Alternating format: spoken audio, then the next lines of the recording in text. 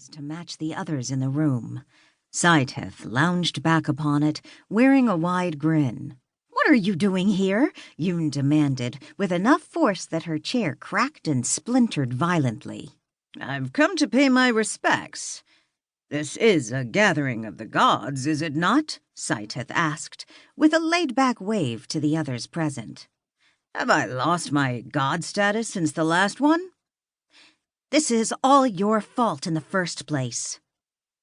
"How dare you!" Scythe exclaimed, with a hand over his mouth. Less than a second went by before laughter began to resound around the room. "I can't. I just can't. Your face. How I love it." "Scythe, enough.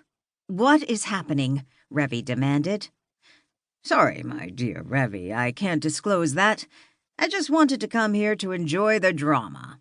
Scythe sighed with a smirk. "It has been a while since I've had a good show." A few of the other gods that hadn't spoken shifted restlessly. Their followings weren't nearly as large as Yoon's.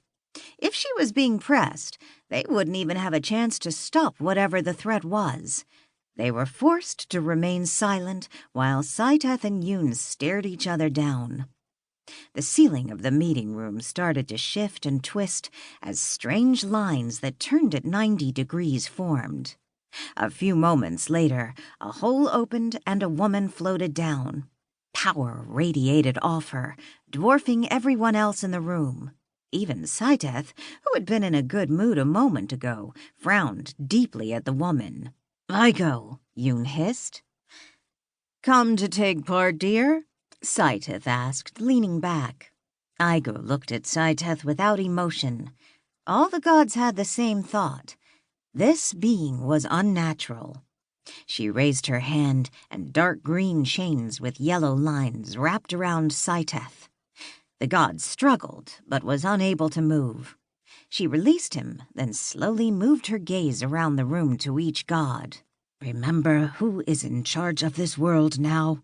Igo's monotone voice sent shivers through a few of the gods present. Scythe simply grinned, but nodded all the same. Igo flew back into the portal, leaving the room much colder than it had been a second ago. "Well, I've had enough fun for today," Scythe said, before he vanished in a burst of darkness. "I'm done as well," Yoon growled as she burst into light. The other gods looked between each other before they each disappeared in their own methods. A few would look back on this moment and talk about how much death and suffering could have been prevented had the gods acted. The benefit of hindsight. Chapter 2. Oberon. The sound of the undead filled the air as I stared up at the metal ring floating in front of me. This was the most interesting design the Wandering Dungeon had used so far. Last time I dived it, the dungeon master had used a moving temple. The portal ring that allowed entry into the Wandering Dungeon was quite the sight. Masterwork runes had been engraved onto metal that was worth about 100 times its weight. The entire structure glowed with a soft yellow light. I couldn't suppress a smirk when I saw that the core had even placed a timer for how long the portal would remain at this location. The only issue most people would have was that the dungeon master had used a language that had been long dead even in my time. Still, it was nice knowing that I had over 6 months to find mercy. Scythe willing, it wouldn't take that long. Good old Wes.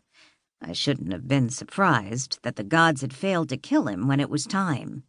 He had always been too smart for a dungeon core. I was loath to admit it, but conquering the Wandering Labyrinth had been one of my greatest challenges. I was interested in seeing just how Wes might have improved the dungeon since I had last entered.